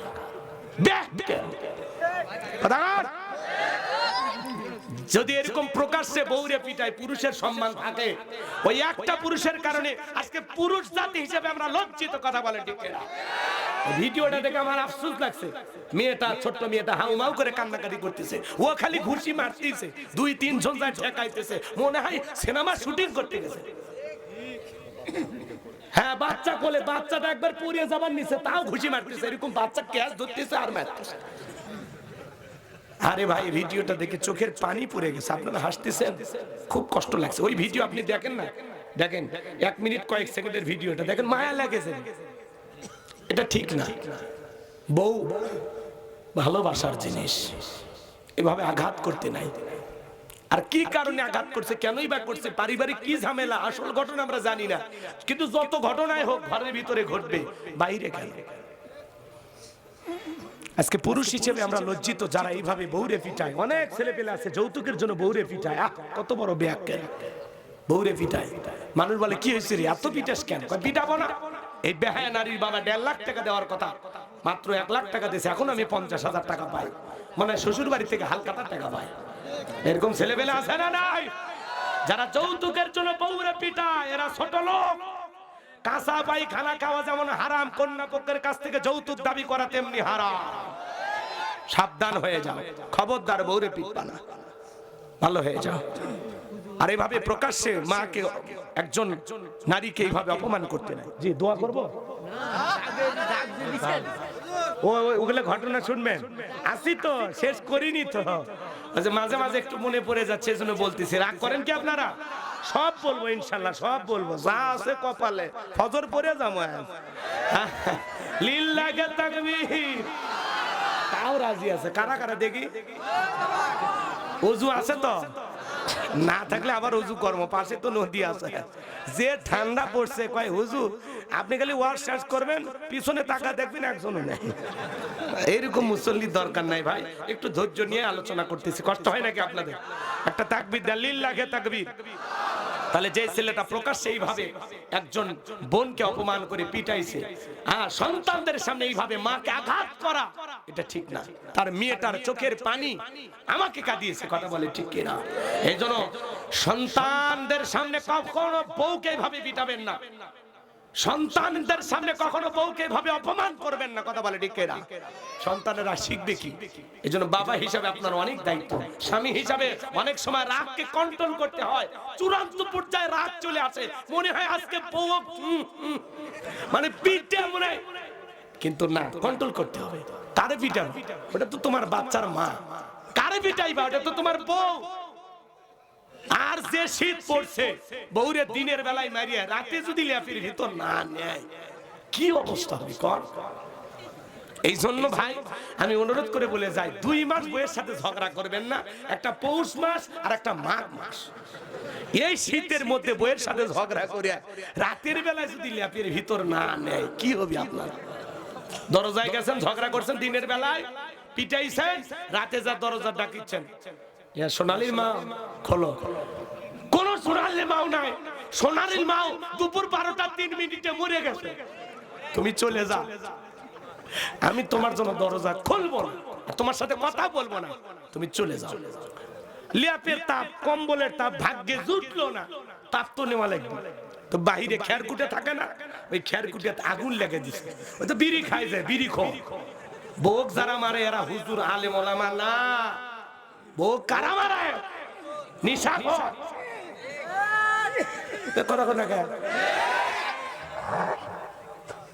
হুজুরেরা বউক রাজরানীর মতো করে রাখে, রাজরানীর মতো। হ্যাঁ, কথা কন না কেন? একটা রাজা বাদশার বউ যেভাবে সুখে থাকে, প্রিন্সিপাল হুজুরের বউ যা খবর নিয়ে দেখেন তার চেয়ে বেশি সুখে আছে। আপনাদের মসজিদের ইমামের বউ যা দেখেন তার চেয়ে বেশি সুখে আছে। কথা কন। হ্যাঁ, দুটো একটা খান্না জোটে। নূহ আলাইহিস সালামের বউ যেরকম, লূত আলাইহিস সালামের বউ যেরকম। আমরা ভালো, কিন্তু আমাদের অনেক হুজুরের বউ এরকম ডিস্টার্ব থাকে দুই একটা, বলে মাইনাস করে আর একটা ব্যাপার না। কথা কন। হ্যাঁ, ভালো হলে হয়, না হলে অভাব নাই, অভাব নাই। কথা কন ঠিক কিনা? একটা তাকবীর দেন না ভাই, লিল্লাহি তাকবীর। তাহলে কথা কি চলবে নাকি আপনারা ভুলে গেছেন বাজান? এই জন্য আপনাদের বলতে চাই, শোনেন, খড়কুটার তাপ যখন নিতেছে বাজান, একবার খড়কুটাতে আগুন একটু লুঙ্গির ভিতরে লাগছে, বউ তো মনের আগে খুবই অনেক কথা বলা যায়। স্বামীর উপরে অনেক মায়া, অনেক টান, অনেক দরদ, অনেক ভালোবাসা, দীর্ঘদিন সংসার করছে। চিন্তা করলো দরজা থেকে ফেরায় দিলাম, জানালার ফাঁক দিয়ে দেখি তো আমার সোনালীর বাপটা গেল কোথায়। কথা শুনে জানালার ফাঁক দিয়ে দেখে বাড়ির বারান্দার বাহিরে যায় খড়কুটাতে আগুনের তাপ নিতেছে। বউ এইবার সুন্দর করে তাকায় দেখে স্বামীর লুঙ্গির ভিতরে একটু আগুন লেগে গেছে। চিন্তা করে আগুন যদি দিয়া পুরো দেহটা পুড়ে যায়, সবচাইতে ক্ষতি তো আমারই বেশি হবে। এইবার এমন কায়দায় জবাব দিয়ে বলতেছে, আমি কারোর সাথে কথা বলবো না, কারো লুঙ্গিতে আগুন লাগলেও বলবো না। এইবার স্বামী তাকায় দেখে সত্যি তো লুঙ্গিতে আগুন লেগে গেছে। এইবার আগুন নিভাইয়া তাড়াতাড়ি দরজায় এসে বলে, বউ দরজা খোল, তোর দুইটা পা ধরে আমি মাফ চাই, জীবনে কোনোদিন আর তোরে পেটাবো না, আর কোনোদিন তোরে মারবো না। ও শোনাবো, দরজাটা খুলে দে, আর কোনোদিন ঝগড়া করবো না। এই জন্য আমরা বলতে চাই, খবরদার বউকে মারবা না। আল্লাহ বলে, তুমি বউরে পিটাইলা, রাতের বেলায় বউয়ের কাছে ঘুমাইতে গেলে কি তোমার লজ্জা করবে না? এজন্য সাবধান, সাবধান, স্ত্রীকে যেখানে সেখানে আঘাত করা যাবে না। বউকে মারবেন কোন জায়গায়? মুখে মারা যাবে না, পিঠে মারা যাবে না, বুকে মারা যাবে না, পেটে মারা যাবে না। কমর থেকে শুরু করে নিচ পর্যন্ত কি দিয়ে ভিটামিন রড, কোদালের দাঁত না, মেসওয়াক পরিমাণ 1 বিঘা বান্টি দিয়া। কথা কয় না কেন? এই বান্টি দিয়ে যদি বউকে মারতে যান, আর বউ যদি খুব বেশি মোটা হয়, যতই ভিটানো বলবে আমার কাছে কাতুকুতি লাগতেছে। কথা কন ঠিক কিনা? তার মানে ইসলাম বুঝাই বউ মারার জিনিস না, বউ হলো ভালোবাসার জিনিস, আদরের জিনিস, আদরের বউ। কথা বলেন ঠিক কিনা? তাহলে মনে থাকবে, মা বোনেরা খুব খুশি হচ্ছে, আর করছে এই হুজুর 150 বছর বেঁচে থাকে। রাগ করতেছেন মনে হয়। চলেন বাজান সামনের দিকে যায়। কথা মনে আপনারা ভুলে গেছেন কোন কথাই ছিলাম বলেন? স্বপ্ন তো স্বপ্নই। কথা কয় না। এইবার বাদশা থেকে বলে, 7 দিনের আলটিমেটাম দিলাম, 7 দিনের মধ্যে আমি স্বপ্নে কি দেখেছি সেই কথা বলতে হবে, স্বপ্নের ব্যাখ্যা বলতে হবে। জনগণ ডেকে বলে, বাদশা 7 দিন কেন, 7 বছর সময় দিল, আমাদের পক্ষে স্বপ্নের ব্যাখ্যা বলা সম্ভব নয়। এইবার জনগণ চলে গেল, জেলার জেলখানা দিয়ে ঘুরতেছে। আল্লাহর নবী দানিয়েল ডেকে বলে, জেলার এই দিকে আসো। দেখে মনে হয় টেনশনে আসো। বলে, হ্যাঁ আসি। বাদশা কি যেন স্বপ্ন দেখেছে, সমস্ত ঘটনাগুলো খুলে বললেন। আল্লাহর নবী দানিয়েল ডেকে বলে, তোমার বাদশা স্বপ্নে কি দেখেছে সেই কথাও জানা আছে, আমি স্বপ্নের ব্যাখ্যাটাও বলতে পারি। বলেন আল্লাহু আকবার। পুরো ঘটনাটাই কি বলবো? আপনারা কি শুনতে আগ্রহী আছেন? কারা কারা একটু হাত তুলে দেখান, লিল্লাহি তাকবীর। আল্লাহ কবুল করেন, জোরে বলেন আমিন। হযরত আলীর কথা, বাদশার কথা একটু মনে রাখবেন। আর একটা আয়াত আছে, ভুলে গেছেন অনেকে, ওটা ভাষা করতেছেন, ধৈর্য নাই মনে হয় না? থাকবেন না চলে যাবেন? আল্লাহ তাআলা বলেন, আল্লাযী খালাকাল মাউতা ওয়াল হায়াতা লিয়াবলুয়াকুম আইয়ুকুম আহসানু আমালা ওয়া হুয়াল আজিজুল গফুর।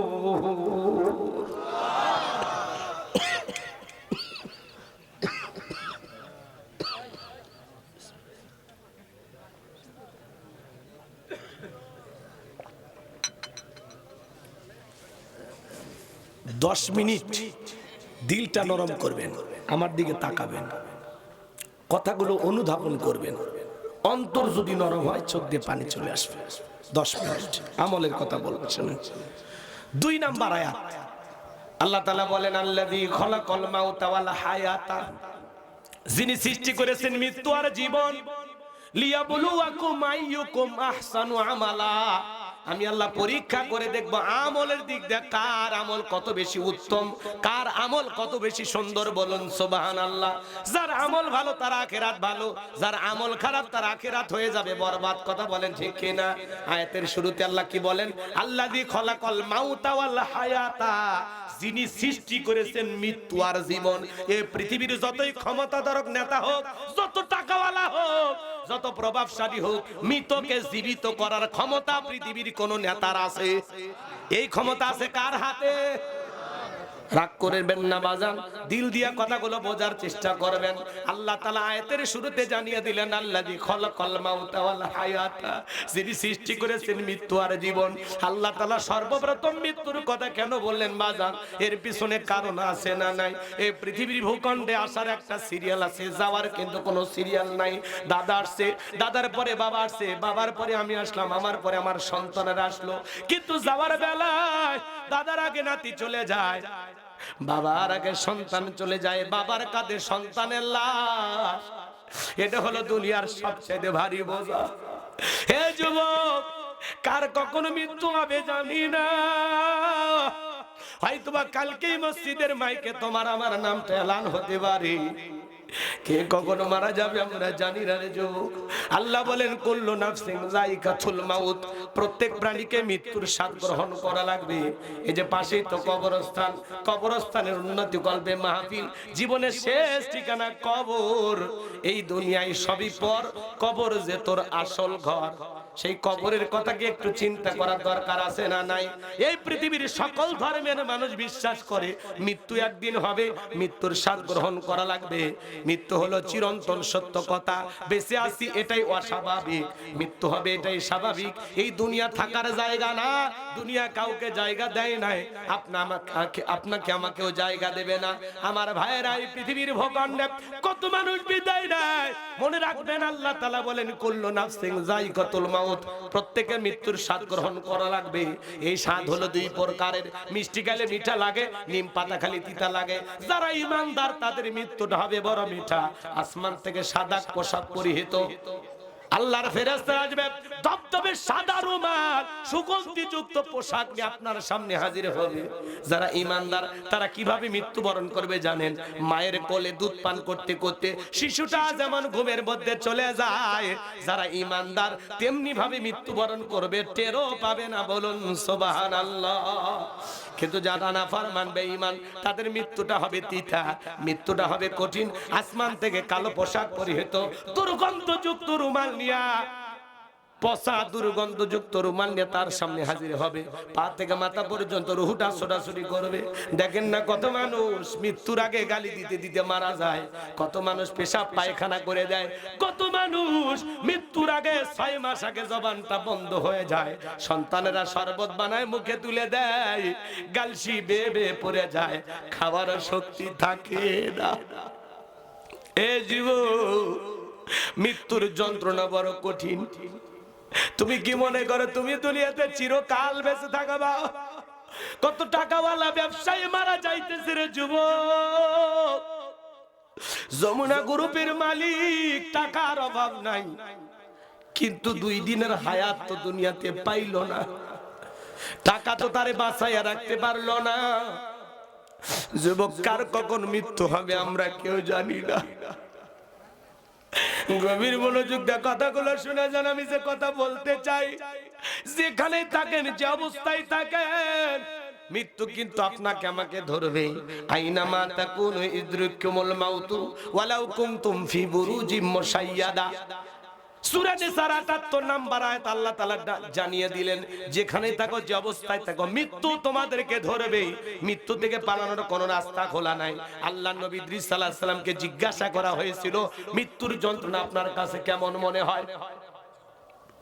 আল্লাহ নবী ইদ্রিস আলাইহিস সালাম ডেকে বলেন, জ্যান্ত ছাগলের গা থেকে চামড়া খসাইলে ছাগলের যেমন কষ্ট হয়, আমার কাছে মৃত্যুর যন্ত্রণা তেমনি কষ্টকর মনে হয়। মৃত্যুর যন্ত্রণা বড় কঠিন বাজার। বিশ্ব নবীর ইন্তিকালের সময় ফাতেমা চোখের পানি ছেড়ে দিয়া কাঁদে।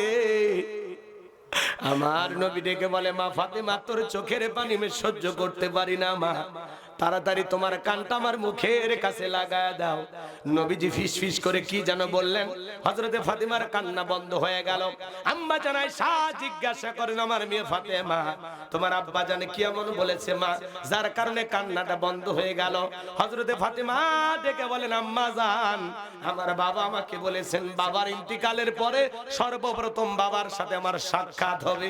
নবীজির ইন্তিকালের পরে মাত্র 5 থেকে 6 মাস হযরতে ফাতেমা জীবিত ছিলেন। লম্বা হবে, আমি ওইদিকে যাব না। আমি যে কথা বলতে চাচ্ছিলাম বাজান, আসমান থেকে জিবরাইল এসে বলে, নবী আপনি কেমন আছেন আল্লাহ তাআলা জানতে চেয়েছেন। আমার নবী বলেন, জিবরাইল আমি আগের চাইতে অনেকটা ভালো আছি আলহামদুলিল্লাহ।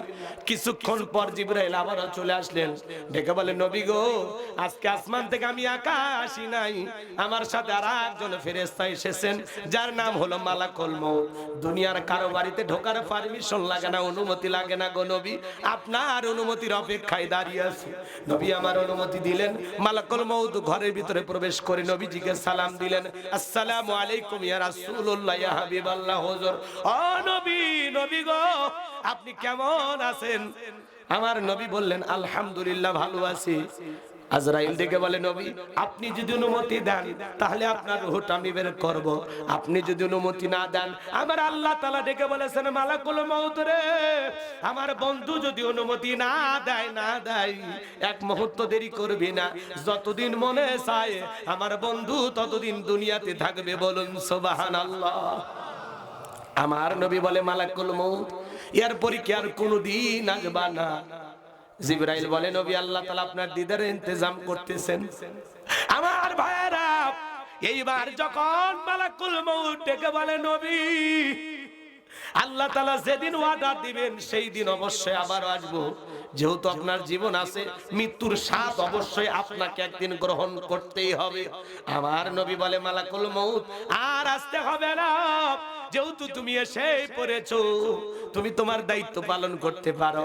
মালাকুল মউত যখন বিশ্ব নবীর রূহটা বের করার জন্য বুকের উপরে হাত রেখে দিয়েছেন, নবী আমার দু চোখ বেয়ে পানি ঝরে যায়, কান্নাকাটি করে অস্থির হয়ে যান। নবী আমার কাঁদে আর ডেকে বলে, মালাকুল মউত, আজরাইল রে, তাড়াতাড়ি বুকের উপর থেকে হাতটা নামায় নে, আমি আর সহ্য করতে পারি না। মালাকুল মউত যখন বিশ্ব নবীর বুক থেকে হাতটা নামায় নিলেন, আমার নবীর দু চোখ বেয়ে মুক্তার দানার মতো পানিগুলো পড়ে যায়। আমার নবী কাঁদে আর বলে, মালাকুল মউত, এই যদি হয় মৃত্যুর যন্ত্রণা আমার উম্মতেরা সহ্য করতে পারবে না, মালাকুল মউত আমারে কথা দে, আমার উম্মতের রূহটা বের করার সময় কষ্ট দিবি না। মৃত্যুর আগে উম্মতের কথা বলে না, কেমন দয়ার নবী পাইছি। মালাকুল মউত ডেকে বলে, নবী এই পৃথিবীর সবচাইতে কম কষ্ট দিয়ে আপনার রূহটা বের করার জন্য চেষ্টা করতেছি, বিশ্বাস করেন গো নবী, আমার আল্লাহ বারবার বলেছেন, মালাকুল মউত রে, জীবনে কোনোদিন তোরে কোনো কিছু বলি নাই, আজকে এমন একটা মানুষের কাছে যাবি যেই মানুষটাকে আমি আল্লাহ বড় ভালোবাসি। এ মালাকুল মউত, আমার বন্ধুর যেন কষ্ট না হয়। বিশ্বাস করেন গো নবী, দুনিয়ার সবচাইতে কম কষ্ট দিয়ে আপনার রূহটা বের করতেছি। আমার নবী বলে, মালাকুল মউত, এই যদি হয় দুনিয়ার সবচাইতে কম কষ্ট আমার উম্মতেরা সহ্য করতে পারবেন, আমারে কথা দাও। মালাকুল মউত ডেকে বলে, নবী আপনার উম্মতের মধ্যে যারা আপনার আদর্শ মোতাবেক চলবে, আল্লাহর বিধান মোতাবেক চলবে, কথা দিলাম গো নবী, যারা নেক আমল করবে তাদের রূহটা বের করার সময় আমি ইহসান করব। দ্বিতীয়বার যখন বুকের উপরে হাত রেখে দিয়েছে, আমার নবী আবার কান্না করেন আর ঠিক বলেন, মালাকুল মউত, আজরাইল রে, তাড়াতাড়ি হাতটা নামায় নি, আমি নবী সহ্য করতে পারি না। আমার কাছে মনে হয় উহুদ পাহাড় আমার বুকের উপরে চেপে ধরা হয়েছে। নবীর কাছে যদি মৃত্যুর যন্ত্রণা এমন মনে হয়, আপনার আমার মৃত্যুর যন্ত্রণা কত কঠিন হতে পারে বাজান। পাশেই কবরস্থান। ওরাও তো দুনিয়াতে ছিল, কত যুবক বৃদ্ধ শিশুরা ঘুমায় আছে। একদিন আপনি আমি থাকবো না, মাহফিল থাকবে, বক্তা থাকবে না, শ্রোতা থাকবে না, মাহফিল চলবে, কাল কিয়ামত পর্যন্ত চলবে। এই হিলফুল ফুজুল সংগঠন থাকবে, সভাপতি সেক্রেটারি কেশিয়ার সদস্য থাকবে না, নতুন সভাপতি কেশিয়ার সভাপতি আসবে। এ বাজার মৃত্যু বড় কঠিন। নবীর বুকের উপরে যখন তৃতীয়বার হাত রেখে দিয়েছেন, নবীজির রূহটা যখন বের হয়ে যাবে, আমার আপনার নবী কয়েকটি কথা বললেন, তার মধ্যে উম্মতদেরকে উদ্দেশ্য করে বলে গেলেন, আসসালাত আসসালাত, ও আমার উম্মতেরা নামাজ নামাজ ছাইরো না। নবীজির রূহটা বের হয়ে যাচ্ছে, ওই সময় আপনার আমার নবী উম্মতদেরকে লক্ষ্য করে বলে গেলেন, ও আমার উম্মতেরা, আসসালাত আসসালাত, নামাজ নামাজ নামাজ নামাজ ছাইরো না। নবীজির জীবনের শেষ কথা আমরা কি আমল করতে পারবো? আজকের মাহফিল থেকে কি আমরা সিদ্ধান্ত নিতে পারবো যে হুজুর জীবনে কোনোদিন আর নামাজ কাজা করব না? কারা কারা আছেন নামাজ নিয়মিত পড়বেন, 5 ওয়াক্ত সালাত হাত তুলে দেখান। আল্লাহ আল্লাহ তোমার গোলামদেরকে তুমি নামাজি বানায় দাও। একটু জোরে বলেন না আমিন। হাত নামান আমার ভাইয়েরা, দুনিয়া থাকার জায়গা না, বাল তুসিরুনাল হায়াতাদ দুনিয়া ওয়াল আখিরাতু খায়রু ওয়া বাকা। তোমরা দুনিয়ার জীবনকে প্রাধান্য দিচ্ছ, অথচ আখিরাতের জিন্দেগি হলো চিরস্থায়ী, যেই জীবনের শুরু আছে শেষ নাই। আসুন নেক আমল করা লাগবে। আল্লাহ বলেন কি, লিয়াবলুয়াকুম আইয়ুকুম আহসানু আমালা। আমি আল্লাহ পরীক্ষা করে দেখব আমলের দিক দিয়ে কার আমল